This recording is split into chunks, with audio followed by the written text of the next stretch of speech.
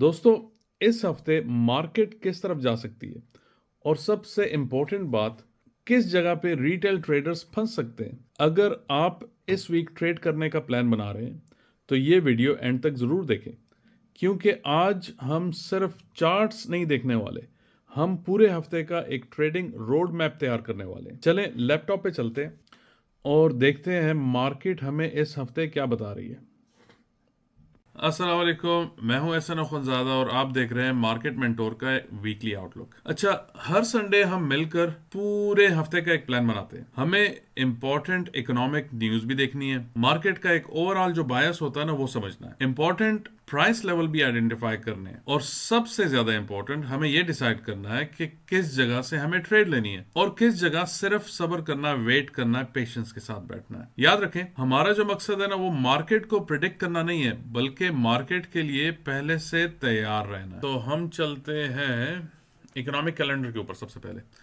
सबसे पहले ये देखते हैं कि इस हफ्ते जो इकोनॉमिक कैलेंडर है वो हमें क्या बता रहा है। इस वीक का सबसे बड़ा जो फोकस होगा ना वो होगा यूनाइटेड स्टेट्स की इकोनॉमिक रिपोर्ट्स पर। हमें एफओएमसी की मिनट्स, जो मीटिंग की मिनट्स हैं वो भी देखने को मिलेंगी। जॉबलेस क्लेम्स जो हैं वो भी इंपॉर्टेंट हैं और एम्प्लॉयमेंट जो रिलेटेड डेटा है ना वो भी मार्केट को काफी मूव दे सकता है। अच्छा, यूके की तरफ से भी कुछ अनाउंसमेंट्स तो आ रही हैं इस हफ्ते, लेकिन मेरी नज़र में इस हफ्ते ज़्यादातर जो है ना वो यूएस डॉलर पे ही नज़र रहेगी। अगर यूएस डेटा एक्सपेक्टेशन से स्ट्रांग आ जाता है तो डॉलर में स्ट्रेंथ आएगी, ठीक है। और अगर नंबर्स वीक आए तो गोल्ड और मेजर करेंसीज जो हैं उनमें काफ़ी मूवमेंट आएगी जो हम कैच कर सकते हैं। इसलिए अगर आप न्यूज़ के आसपास ट्रेड करते हैं तो जैसे कि मैं हमेशा रिपीट करता हूं बार बार, तो अपना जो रिस्क है उसको आप मैनेज करें प्रॉपर तरीके से, स्टॉप लॉसेस जो है वो आप प्रॉपर तरीके से मैनेज करें, ठीक है। तो देखिए, मंडे के दिन सबसे पहले यहाँ पर हमें एस&पी की पीएमआई की रिपोर्ट्स आ रही हैं, ये इंपॉर्टेंट है आपके लिए।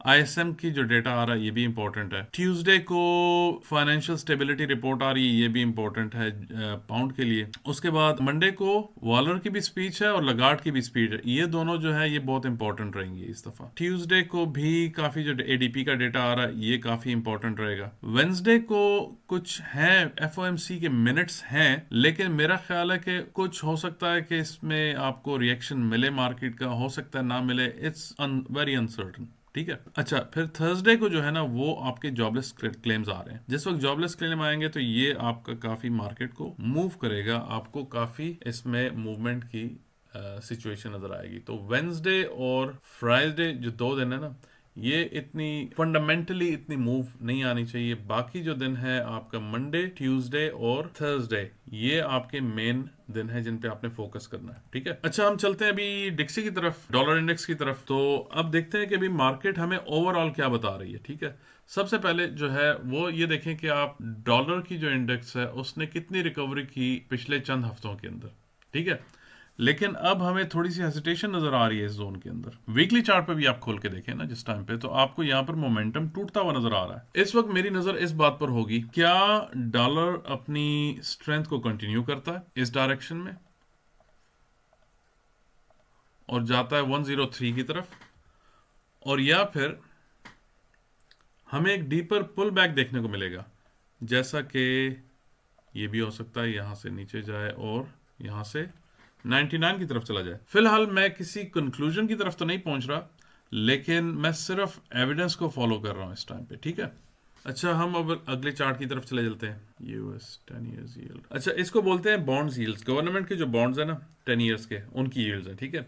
अब ये एक ऐसा चार्ट है जो नए जितने ट्रेडर्स हैं वो इसको अक्सर इग्नोर कर देते हैं। यील्ड्स हमें ये बताती है कि भाई इंस्टीट्यूशनल जो पैसा है, इंस्टीट्यूशनल जो मनी है वो किस डायरेक्शन में फ्लो हो रही है। पिछले हफ्ते आप जिस वक्त देखें ना तो पिछले हफ्ते इसमें ठीक ठाक रिकवरी आई, ठीक है, जो कि डॉलर को भी सपोर्ट करती है। लेकिन हमें ये देखना है कि भाई ये मोमेंटम अब कंटिन्यू रहेगा या एक ये सिर्फ टेम्पररी बाउंस था, क्योंकि यहां पर एक आपका रेजिस्टेंस का लेवल पड़ा हुआ है, ठीक है।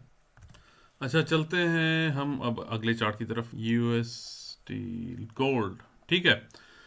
तो गोल्ड ने अभी पिछले हफ्ते जो है ना हमें ठीक ठाक रिकवरी, स्ट्रांग रिकवरी दिखाई है, लेकिन मेरे लिए ट्रेंड उस वक्त तक ऑफिशियली चेंज नहीं होगा जब तक हायर हाइज और हायर लोज बनना ना शुरू हो जाए। यहाँ पर बहुत सारे ट्रेडर्स सिर्फ एक कैंडल देखते हैं, एक बुलिश कैंडल देखते हैं और वो एक्साइटमेंट में आ जाते हैं। लेकिन हमें पेशेंस रखना है, और गोल्ड को इम्पोर्टेंट रेजिस्टेंस लेवल से अगर वो ऊपर रहता है और सस्टेन करता है तो फिर हम बायर्स की अपॉर्चुनिटीज देखेंगे, ठीक है।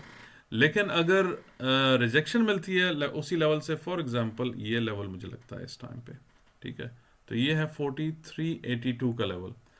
अगर यहाँ से रिजेक्शन मिलती है तो आप डाउन साइड ही देखेंगे, मैं इसको डाउन साइड की तरफ ही देखूंगा फिर, ठीक है।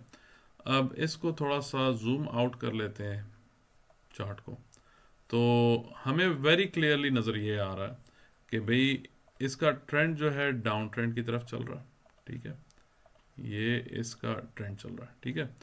तो यहाँ से कंटिन्यूएशन भी इसकी आ सकती है नीचे की तरफ, थोड़ा सा पुल बैक अराउंड हियर, और उसके बाद नीचे ऊपर, और ये लेवल भी आपको देखने को मिल सकता है अगले चंद हफ्तों के अंदर।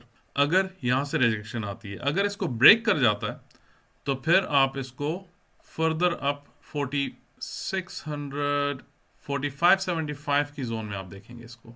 ये अपने पास आप नोट कर लें, 4575 यहाँ पर आप देखेंगे इसको, ठीक है। अगर ये जोन ब्रेक हो जाती है, ये इंपॉर्टेंट है कि भाई ये जोन ब्रेक होती है या नहीं होती, ठीक है।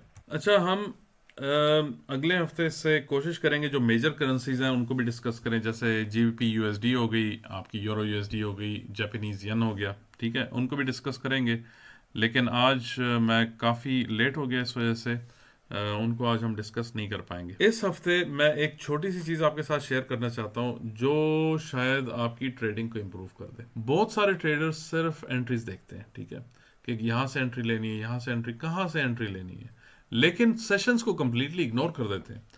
एशिया का सेशन, लंदन का सेशन और न्यूयॉर्क का सेशन, इन तीनों की एक अपनी पर्सनालिटी है, ठीक है। मैंने जो चीज़ नोटिस की है ना, वो अगर एशिया का सेशन रिलेटिवली क्वाइट होता है तो लंदन का सेशन आपको ज्यादा मूवमेंट देता है, और काफी दफा न्यूयॉर्क लंदन की रेंज के अंदर अंदर ही ट्रेड करता है। मैं ये नहीं कह रहा कि ऐसा ही होगा और हर रोज ऐसा ही होगा, लेकिन ये एक ऑब्जर्वेशन है जिससे आप कुछ बैक टेस्ट भी कर सकते हैं। और ट्रेडिंग में सबसे अच्छा टीचर तो ऑब्वियसली मार्केट ही है ना। जाते जाते मैं आपको एक साइकोलॉजिकल टिप भी दे जाऊं। बहुत सारे लोगों को आपने कहते हुए सुना होगा कि मार्केट मेकर जो है वो मेरा स्टॉप हंट कर गए। मैं इसको इस तरीके से देखता ही नहीं, इस चीज पे मैं बिलीव करता ही नहीं हूं। मार्केट आपके अगेंस्ट कभी भी नहीं मूव करती। मार्केट जो है वो लिक्विडिटी को फॉलो करती है। लिक्विडिटी जिस तरफ होगी तो मार्केट उसी डायरेक्शन में मूव करेगी।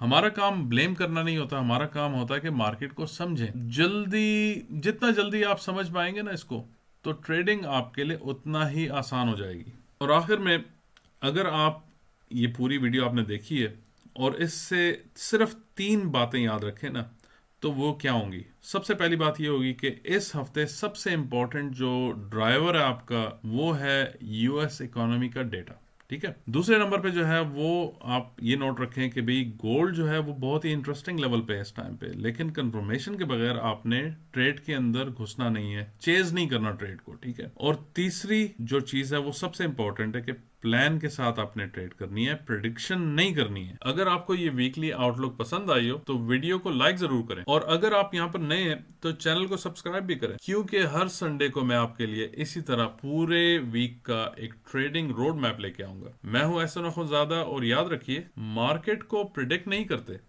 मार्केट के लिए प्रिपेयर रहते हैं, ठीक है ना। अल्लाह हाफिज।